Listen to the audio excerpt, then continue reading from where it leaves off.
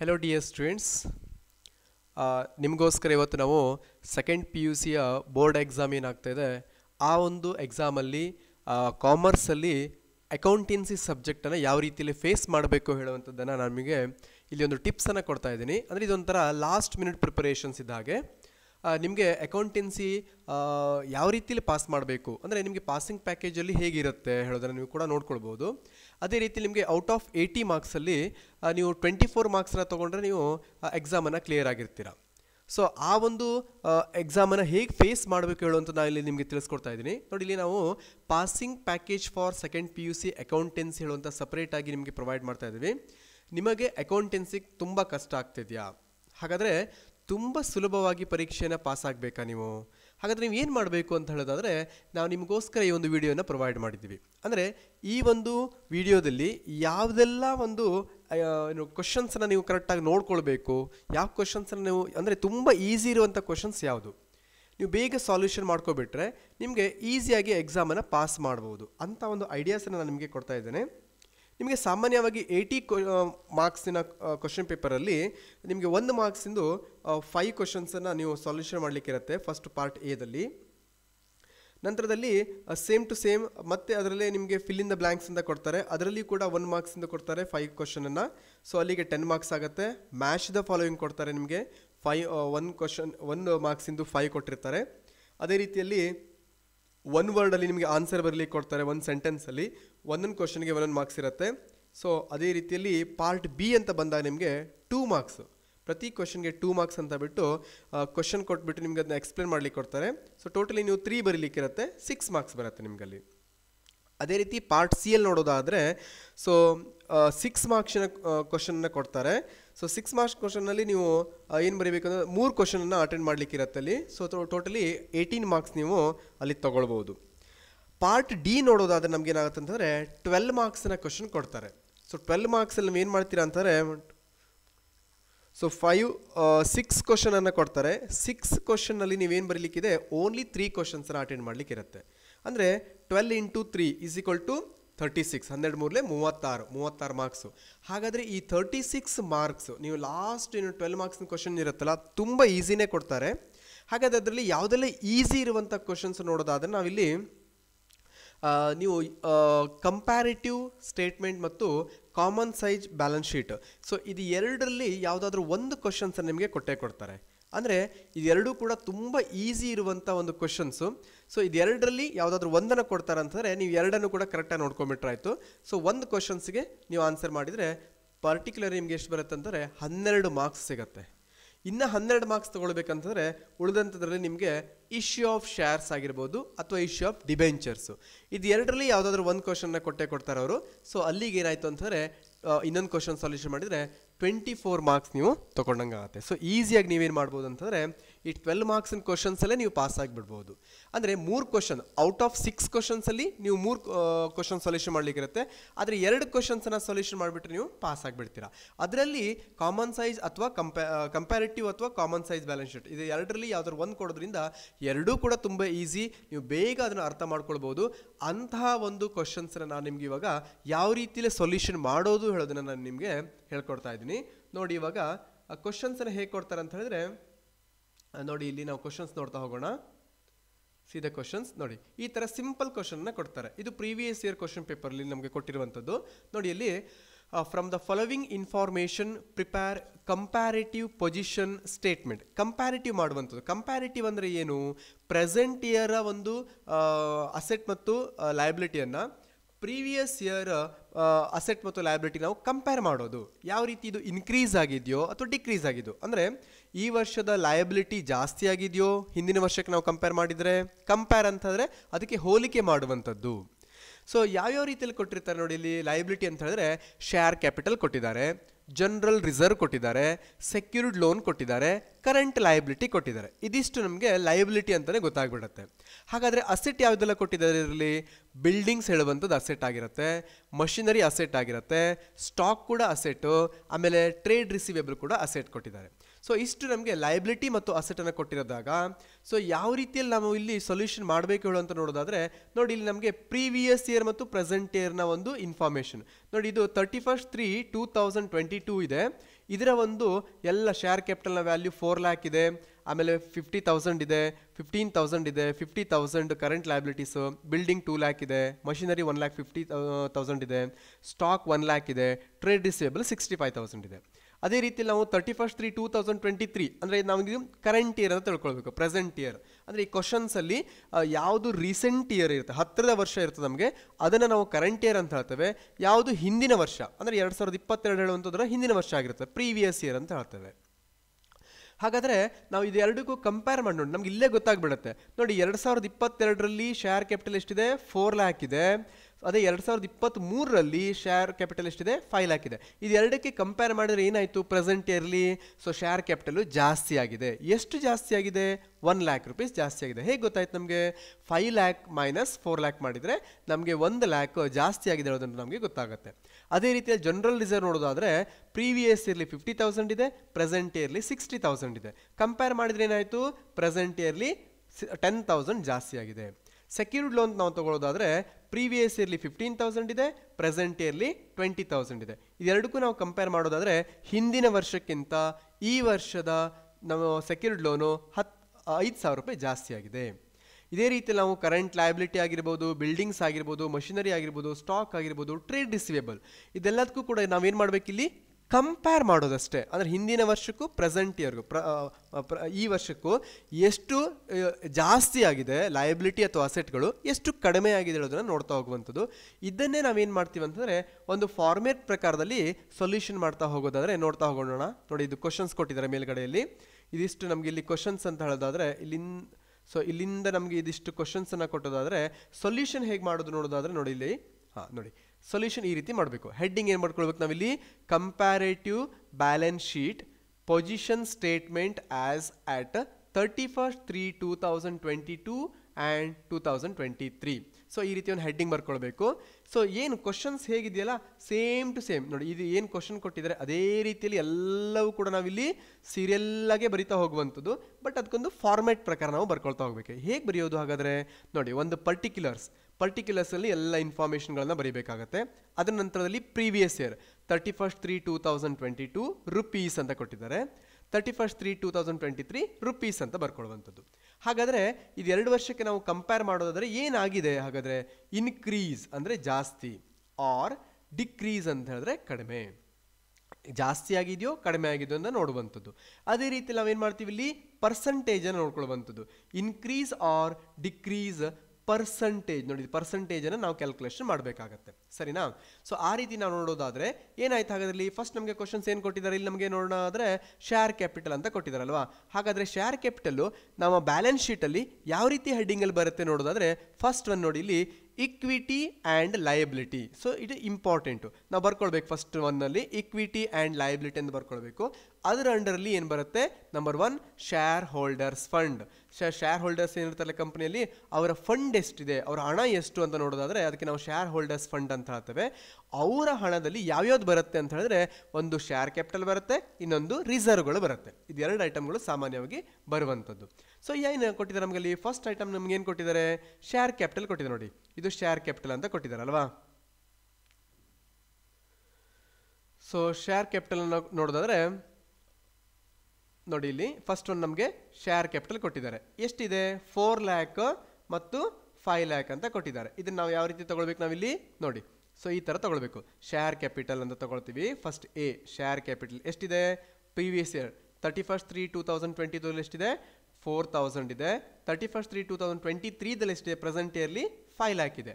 So ಏನಾಯ್ತು ಹಾಗಾದರೆ, ಇದು ನಾವು ಪ್ರೆಸೆಂಟ್ ಇಯರ್ಲಿ 2023ರಲ್ಲಿ 5 ಲಕ್ಷ ಇದೆ, 2022ರಲ್ಲಿ 4 ಲಕ್ಷ ಇದೆ. ಕಂಪೇರ್ ಮಾಡಿದ್ರೆ ಏನಾಯಿತು, ಪ್ರೆಸೆಂಟ್ ಇಯರ್ಗೆ ಕಂಪೇರ್ ಮಾಡಿದರೆ, ಈ ವರ್ಷಕ್ಕೆ ಕಂಪೇರ್ ಮಾಡಿದರೆ ಹಿಂದಿನ ವರ್ಷದಕ್ಕಿಂತ 1 ಲಕ್ಷ ಜಾಸ್ತಿ ಆಗಿದೆ, 1 ಲ್ಯಾಕ್ ಇನ್ಕ್ರೀಸ್ ಆಯಿತು, ಸರಿನಾ? ಹಾಗಾದರೆ ಪರ್ಸಂಟೇಜ್ ವೈಸಲ್ಲಿ ಎಷ್ಟು ಜಾಸ್ತಿ ಆಗಿದೆ ನೋಡೋದಾದರೆ ನಾವೇನು ಮಾಡ್ತೀವಿ ಅಂತ ಹೇಳಿದ್ರೆ ಇಲ್ಲಿ, ಸೊ ಈ 1 ಲ್ಯಾಕ್ ರುಪೀಸ್ ಏನಿದೆಯಲ್ಲ, ಸೊ ಈ 1 ಲ್ಯಾಕ್ ರುಪೀಸ್ ಮತ್ತು ಪ್ರೀವಿಯಸ್ ಇಯರ್ದು ಅಮೌಂಟಿಗೆ, ಪ್ರೀವಿಯಸ್ ಇಯರ್ ಅಮೌಂಟ್ ಎಷ್ಟಿದೆ ನಮ್ಮದು 4 ಲ್ಯಾಕ್ ಇದೆ ಅಲ್ವಾ. ಸೊ ನೋಡೋಣ ಇದರಲ್ಲಿ. ಸೊ ಇಲ್ಲಿ 1 ಲ್ಯಾಕ್ ನಾವೇ ಹೇಗೆ ಇದು ಈ 25% ಹೇಗೆ ಬಂತು ಅಂತ ಹೇಳಿದ್ರೆ, 1 lac divided by 4 lac into 100 ಮಾಡಿದರೆ ನಮಗೆ 25% ಬರುತ್ತೆ. ನೋಡಿ ಎಲ್ಲದಕ್ಕೂ ಕೂಡ ಯಾವ ರೀತಿ ಮಾಡ್ಬೇಕಂತಂದ್ರೆ ಇನ್ಕ್ರೀಸ್ ಆಗಿರ್ಬೋದು, ಡಿಕ್ರೀಸ್ ಆಗಿರ್ಬೋದು.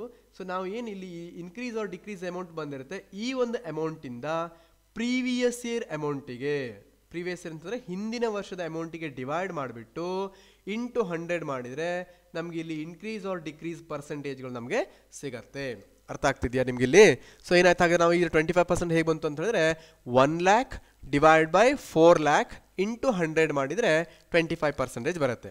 ಅದೇ ರೀತಿ ನಮಗೆ ನೆಕ್ಸ್ಟ್ ಕೊಟ್ಟಿರುವಂಥ ಜನರಲ್ ರಿಸರ್ವ್ ಕೊಟ್ಟಿದ್ದಾರೆ. ನಾವು ಹೆಡ್ಡಿಂಗಲ್ಲಿ ಬಿ ಅಂತ ತಗೊಂಡು ರಿಸರ್ವ್ ಆ್ಯಂಡ್ ಸರ್ಪ್ಲಸ್ ಅಂತ ಬರ್ಕೊಂಡ್ಬಿಟ್ಟು ಅದರಲ್ಲಿ ಏನಾಗುತ್ತೆ ಜನರಲ್ ರಿಸರ್ವ್ ಬರುತ್ತೆ.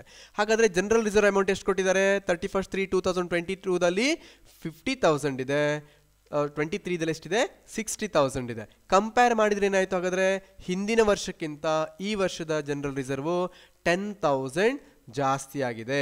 ಹಾಗಾದರೆ ಎಷ್ಟು ಪರ್ಸೆಂಟೇಜ್ ಜಾಸ್ತಿ ಆಯಿತು ನೋಡೋದಾದ್ರೆ ನಾವೇನು ಮಾಡ್ತೀವಿ ಇಲ್ಲಿ, ಸೊ 10,000 ಈ ಒಂದು 10,000 ಡಿವೈಡೆಡ್ ಬೈ 50,000 ಮಾಡಿದರೆ ನಮ್ಗೆ ಇಂಟು 100 ಮಾಡಿಬಿಟ್ರೆ ಆಯಿತು. ಸೊ 20% ನಮಗೆ ಸಿಗತ್ತೆ. ಎಷ್ಟು ಪರ್ಸೆಂಟೇಜ್ ಇನ್ಕ್ರೀಸ್ ಆಗಿದೆ ನೋಡೋದಾದ್ರೆ 10,000 ಡಿವೈಡ್ ಬೈ 50,000 ಇಂಟು 100 ಮಾಡಿದರೆ ನಮಗೆ 20% ಸಿಗುತ್ತೆ. ಅದೇ ರೀತಿ number 2 non current liabilities. So non current ಲಯಬಿಲಿಟೀಸಲ್ಲಿ ಏನು ಬಂತು ಹಾಗಾದರೆ ಸೆಕ್ಯೂರ್ಡ್ ಲೋನ್ಸ್. ಕ್ವಶನ್ಸ್ ನೋಡಿ ಇಲ್ಲಿ ಏನು ಕೊಟ್ಟಿದ್ದಾರೆ ನಮಗಲ್ಲಿ ನೋಡಿ, ಮೂರನೇ ಕ್ವಶನ್ ನೋಡಿ ಇಲ್ಲಿ, ಮೂರನೇದು ಸೆಕ್ಯೂರ್ಡ್ ಲೋನ್ಸ್ ಅಂತ ಕೊಟ್ಟಿದ್ದಾರೆ. ಇದು ಯಾವ ಅಂಡರ್ ಬರುತ್ತೆ ಅಂತಂದರೆ ನಾನ್ ಕರೆಂಟ್ ಲಯಬಿಲಿಟಿಯಲ್ಲಿ ಬಂತು. ಅಂದರೆ ನಾನ್ ಕರೆಂಟ್ ಲಯಬಿಲಿಟಿ ಅಂದರೆ ಏನು? ಕರೆಂಟ್ ಲಯಬಿಲಿಟಿ ಇಲ್ಲ, ಈ ವರ್ಷದ ಲಯಬಿಲಿಟಿ ಅಲ್ಲ, ಅದು ಸೆಕ್ಯೂರ್ಡ್ ಲೋನ್ಸ್ ಅಂತ ತಗೋತಾರೆ. ಅಂದರೆ ಬ್ಯಾಂಕ್ಗಳಲ್ಲಿ ನಾವು ಸೆಕ್ಯೂರಿಟಿಯನ್ನು ಇಟ್ಬಿಟ್ಟು ಯಾವುದಾದ್ರೂ ಒಂದು ಸೆಕ್ಯೂರಿಟಿ ಅಂತ ಹೇಳಿದ್ರೆ ಏನಾಗುತ್ತೆ ಅಲ್ಲಿಗೆ, ಯಾವುದಾದ್ರು ಡಾಕ್ಯುಮೆಂಟ್ಸ್ಗಳು, ವೆಹಿಕಲ್ ಡಾಕ್ಯುಮೆಂಟ್ಸ್ ಆಗಿರ್ಬೋದು, ಆಮೇಲೆ ಹೋಮ್ ಡಾಕ್ಯುಮೆಂಟ್ ಆಗಿರ್ಬೋದು, ಅಥವಾ ಮಷಿನರಿ ಡಾಕ್ಯುಮೆಂಟ್ಸ್ಗಳಾಗಿರ್ಬೋದು, ಇವುಗಳನ್ನ ಸೆಕ್ಯೂರಿಟಿಯಾಗಿ ಇಟ್ಕೊಂಡ್ಬಿಟ್ಟು ನಾವು ಲೋನನ್ನು ತಗೊಳ್ಳೋದನ್ನ ಸೆಕ್ಯೂರ್ಡ್ ಲೋನ್ ಅಂತ ಹೇಳ್ತೇವೆ. ಅದು ನಾನ್ ಕರೆಂಟ್ ಲಯಬಿಲಿಟೀಸ್. ಅಂದರೆ 1 ವರ್ಷಕ್ಕಲ್ಲ, 5 ವರ್ಷನೋ 10 ವರ್ಷದ ಪರ್ಪಸ್ಸಿಗೋಸ್ಕರ, ಅಷ್ಟು ಲಾಂಗ್ ಟರ್ಮಿಗೋಸ್ಕರ ನಾವೇನು ಮಾಡ್ತೀವಿ ಅಲ್ಲಿ ಟೈಮನ್ನು ತಗೊಂಡು ಲೋನ್ ಪೇಮೆಂಟ್ ಮಾಡ್ತೀವಿ ಅಂತ ಹೇಳಿರ್ತೀವಿ. ಅದನ್ನು ಸೆಕ್ಯೂರ್ಡ್ ಲೋನ್ ಅಂತ ಹೇಳ್ತೇವೆ. ಸೊ ಈ ಸೆಕ್ಯೂರ್ಡ್ ಲೋನ್ ಏನಾಯ್ತು ಅಂತಂದರೆ ಇಲ್ಲಿ ಹಾಗಾದರೆ ಎಷ್ಟಿದೆ? ಪ್ರೀವಿಯಸ್ ಇಯರ್ಲಿ 15,000 ಇತ್ತು. ಸೊ ಪ್ರೆಸೆಂಟ್ ಇಯರ್ಲಿ 20,000 ಇದೆ. ಏನಾಯ್ತು ಆಗ ನಮ್ಗೆ ಇಲ್ಲಿ 5,000 ರೂಪಾಯಿ ಇವಾಗ ಜಾಸ್ತಿ ಆಯಿತು. ಸೆಕ್ಯೂರ್ಡ್ ಲೋನ್ 5,000 ರೂಪಾಯಿ ಜಾಸ್ತಿ ಆಯಿತು. ಸೊ ಹಾಗಾದರೆ ಎಷ್ಟು ಪರ್ಸೆಂಟೇಜ್ ಜಾಸ್ತಿ ಆಗಿದೆ ನೋಡೋದಾದರೆ, ಸೊ 5,000 ಇಲ್ಲಿದೆ ನೋಡಿ, 5,000 ಜಾಸ್ತಿ ಆಗಿರುವಂಥ 5,000 ಡಿವೈಡೆಡ್ ಬೈ 15,000 ಅಂದರೆ ಪ್ರೀವಿಯಸ್ ಇಯರ್ಗೆ ನಾವು ಡಿವೈಡ್ ಮಾಡಬೇಕು. 5,000 ಡಿವೈಡ್ ಬೈ 15,000 ಇಂಟು 100 ಮಾಡಿದರೆ ನಮಗೆ 33.33% ಬರುತ್ತೆ. ನೀವು ಕ್ಯಾಲ್ಕುಲೇಷನ್ ಮಾಡಬಹುದು. ಅದೇ ರೀತಿಯಲ್ಲಿ ನಮಗೆ ನೆಕ್ಸ್ಟ್ ಐಟಮ್ ಏನು ಕೊಟ್ಟಿದ್ದಾರೆ ನಮಗಲ್ಲಿ ನೋಡಿ, ಅಲ್ಲಿ ಕರೆಂಟ್ ಲಯಬಿಲಿಟಿ ಅಂತ ಕೊಟ್ಟಿದ್ದಾರೆ. ನೋಡಿ ಕ್ವಶನ್ಸಲ್ಲಿ ಕರೆಂಟ್ ಲಯಬಿಲಿಟಿ ಅಂತ ಕೊಟ್ಟಿದ್ದಾರೆ. ಎಷ್ಟಿದೆ?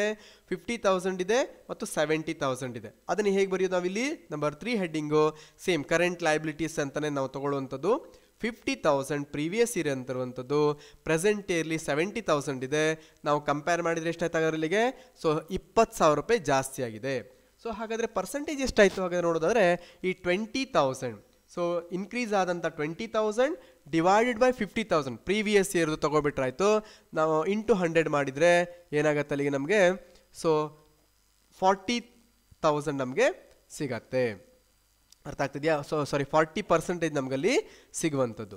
ಸೊ ಈ ರೀತಿಯಲ್ಲಿ ನಾವೇನು ಮಾಡ್ತೀವಿ ಅಂತಾರೆ, ಎಲ್ಲ ಲಯಬಿಲಿಟಿಗಳನ್ನು ಕೂಡ ಕ್ಯಾಲ್ಕುಲೇಷನ್ ಮಾಡ್ತಾ ಹೋಗಬೇಕಾಗತ್ತೆ. ಓಕೆ, ಸೊ ನೆಕ್ಸ್ಟ್ ನಾವು ನೋಡಬೇಕಂತ ಹೇಳಿದ್ರಲ್ಲಿ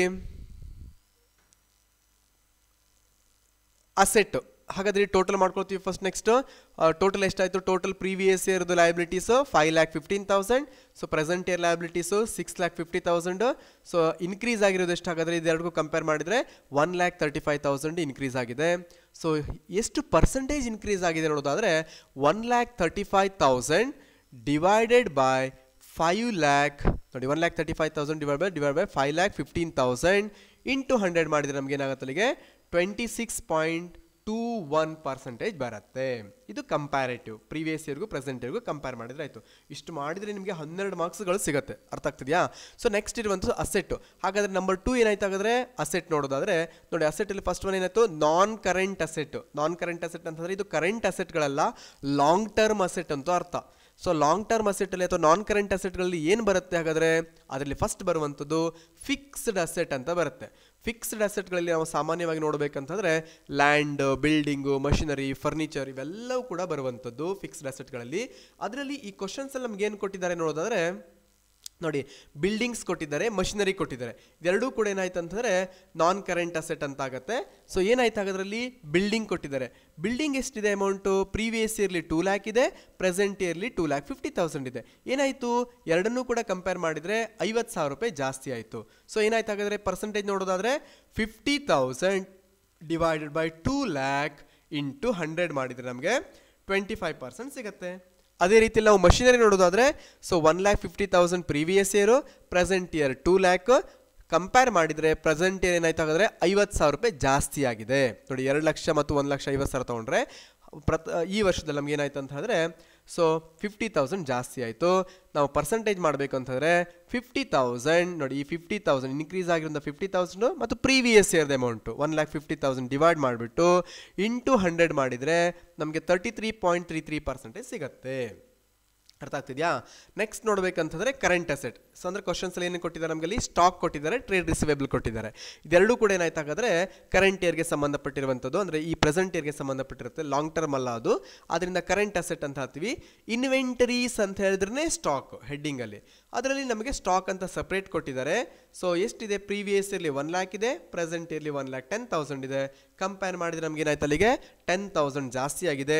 ಎಷ್ಟು ಪರ್ಸೆಂಟೇಜ್ ಇನ್ಕ್ರೀಸ್ ಆಯಿತು ನೋಡೋದಾದರೆ 10,000 ಅಂದರೆ ಎಷ್ಟು ಇನ್ಕ್ರೀಸ್ ಆಗಿದೆ, 10,000 divided by 1 lac previous year amount ತೊಗೊಳ್ಬೇಕು, ಇಂಟು 100 ಮಾಡಿದರೆ ನಮಗೆ 10% ಸಿಗುತ್ತೆ. ಅದೇ ರೀತಿಯಲ್ಲಿ ಟ್ರೇಡ್ ರಿಸೀವೇಬಲ್ ಅಂತ ನೋಡೋದಾದರೆ ಪ್ರೀವಿಯಸ್ಲಿ 65,000 ಇದೆ, ಪ್ರೆಸೆಂಟ್ ಇಯರ್ಲಿ 90,000 ಇದೆ. ಇದೆರಡಕ್ಕೂ ಕಂಪೇರ್ ಮಾಡಿದರೆ ಎಷ್ಟು ಜಾಸ್ತಿ ಆಗಿದೆ, 25,000 ಈ ವರ್ಷ ಜಾಸ್ತಿ ಆಗಿದೆ. ಸೊ 25,000 ಡಿವೈಡ್ ಬೈ 65,000 ಇಂಟು 100 ಮಾಡಿದರೆ 38.46 ಬರುತ್ತೆ. ಫೈನಲಿ ನಾವು ಅದನ್ನ ಟೋಟಲ್ ಮಾಡೋದಾದರೆ ಅಸೆಟನ್ನು ನೋಡಿ, 2 ಲ್ಯಾಕ್ 1,50,000 1 ಲ್ಯಾಕ್ ಪ್ಲಸ್ 65 ಮಾಡಿದರೆ 5,15,000 ಬರುತ್ತೆ. 2,50,000 2 ಲ್ಯಾಕು 4,50,000 ಆಯಿತು, 1,10,000 5,60,000 ಆಯಿತು, ಪ್ಲಸ್ 90,000 ತೊಗೊಂಡ್ರೆ 6,50,000 ಆಗುತ್ತೆ. ಎರಡಕ್ಕೂ ಕಂಪೇರ್ ಮಾಡಿದರೆ ಪ್ರೆಸೆಂಟ್ ಇಯರ್ಲಿ ನಮಗೆ ಎಷ್ಟಾಯ್ತು ಹಾಗಾದ್ರಲ್ಲಿ 1,35,000 ಅಸೆಟ್ ಜಾಸ್ತಿ ಆಗಿದೆ. ಸೊ ಎಷ್ಟು ಪರ್ಸೆಂಟೇಜ್ ಇನ್ಕ್ರೀಸ್ ಆದಂಗೆ ಆಯ್ತು ಹಾಗಾದರೆ, ಸೊ 26.21% ಇನ್ಕ್ರೀಸ್ ಆಗಿದೆ. ಇಷ್ಟು ಮಾಡಿಬಿಟ್ರೆ ನಿಮಗೆ 12 ಮಾರ್ಕ್ಸ್ಗಳು ಸಿಗುತ್ತೆ. ನೀವು ಈಸಿಯಾಗಿ ಏನು ಮಾಡ್ಬೋದು, ಅಲ್ಲಿ ಪಾಸ್ ಆಗ್ಬೋದು. So this is the simplest method for comparative balance sheet. ನೋಡಿ, ಪ್ರೀವಿಯಸ್ ಇಯರ್ ಪ್ರೆಸೆಂಟ್ ಇಯರ್ಗೆ ಕಂಪೇರ್ ಮಾಡೋದು. ಕ್ವಶನ್ಸ್ ಈ ರೀತಿ ಇದೆ. ಸೊ ಇದು ಪ್ರೀವಿಯಸ್ ಇಯರ್ ಒಂದು ಅಸೆಟ್ ಮತ್ತು ಲಯಬಿಲಿಟಿಗಳು, ಪ್ರೆಸೆಂಟ್ ಇಯರ್ನ ಅಸೆಟ್ ಲಯಬಿಲಿಟಿಗಳು. ಇದನ್ನು ನಾವೇನು ಮಾಡ್ತೀವಿ, ಈ ಹೆಡ್ಡಿಂಗಲ್ಲಿ ತಗೊಳ್ತಾ ಹೋಗಬೇಕು. ಶೇರ್ ಕ್ಯಾಪಿಟಲ್ ಯಾವುದ್ರಲ್ಲಿ ಬರುತ್ತೆ, ರಿಸರ್ವ್ ಅಂಡ್ ಸರ್ಪ್ಲಸ್ ಯಾವುದ್ರಲ್ಲಿ ಬರುತ್ತೆ, secured loans, current liabilities, building, machinery, stock, trade receivable, ಇವುಗಳೆಲ್ಲ ಯಾವ್ಯಾವ್ದ್ರ ಹೆಡ್ಡಿಂಗಲ್ಲಿ ಬರುತ್ತೆ ನೋಡ್ಕೊಂಡ್ಬಿಟ್ಟು, ಸೊ ಪ್ರೀವಿಯಸ್ ಇಯರ್ಗೂ ಪ್ರೆಸೆಂಟ್ ಇಯರ್ಗೂ ಕಂಪೇರ್ ಮಾಡಿಕೊಂಡು ಇನ್ಕ್ರೀಸ್ ಆಗಿದೆಯೋ ಡಿಕ್ರೀಸ್ ಆಗಿದೆ ನೋಡ್ಕೊಂಡ್ಬಿಟ್ಟು ಪರ್ಸೆಂಟೇಜ್ ಮಾಡಿಬಿಟ್ರಾಯ್ತು. ಸೊ ನಿಮಗೆ 12 ಮಾರ್ಕ್ಸ್ ನಿಮಗೆ ಸಿಗುತ್ತೆ. So very easy to solve this problem. So ನಿಮಗೆ 12 ಮಾರ್ಕ್ಸ್ ಸಿಗಬೇಕಂತಾರೆ ಈ ಒಂದು ಕಂಪ್ಯಾರಿಟಿವನ್ನು ಈಸಿಯಾಗಿ ನೀವು ನೋಡ್ಕೊಳ್ಬಹುದು. ಓಕೆ, ಸೊ ನೆಕ್ಸ್ಟ್ ವಿಡಿಯೋದಲ್ಲಿ ಕಾಮನ್ ಸೈಜ್ ಬ್ಯಾಲೆನ್ಸ್ ಶೀಟನ್ನು ಮಾಡ್ತೇನೆ ನಾನು. ಇನ್ನು ಕೂಡ ಮತ್ತೊಂದು ಕಂಪ್ಯಾರಿಟಿವ್ ಮತ್ತು ಕಾಮನ್ ಸೈಜ್ ಎರಡೆರಡು ಪ್ರಾಬ್ಲಮನ್ನು ನಾನು ನಿಮಗೆ ಮಾಡಿಬಿಡ್ತೇನೆ. ಅಟ್ಲೀಸ್ಟ್ ನೀವು ಪ್ರಾಕ್ಟೀಸನ್ನು ಮಾಡಿ 12 ಮಾರ್ಕ್ಸ್ ಅಂತೂ ಫಿಕ್ಸ್ ಆಗುತ್ತೆ. ಇನ್ನು 12 ಮಾರ್ಕ್ಸಿಗೆ ನಾನು ಇನ್ನೊಂದು ಪ್ರಾಬ್ಲಮ್, ಬೇರೆ ಒಂದು ಚಾಪ್ಟರ್ನ ಪ್ರಾಬ್ಲಮನ್ನು ಕೊಡ್ತೇನೆ. ಅಲ್ಲಿಗೆ 24 ಮಾರ್ಕ್ಸ್ ಕವರ್ಡ್ ಆಗಿಬಿರುತ್ತೆ. ರಿಮೈನಿಂಗ್ 1 ಮಾರ್ಕ್ಸ್ 2 ಮಾರ್ಕ್ಸ್ ಎಲ್ಲ ನೀವು ಸ್ವಲ್ಪ ಓದ್ಕೊಂಡ್ಬಿಟ್ರು ಕೂಡ you can getting more than 50 marks. 80ಕ್ಕೆ 50ಕ್ಕಿಂತ ಜಾಸ್ತಿ ಮಾರ್ಕ್ಸನ್ನು ಕೂಡ ನೀವು ತಗೊಳ್ಳುವಷ್ಟು ನಿಮಗೆ ಒಂದು ಕೆಪಾಸಿಟಿಗಳು ಬರುತ್ತೆ.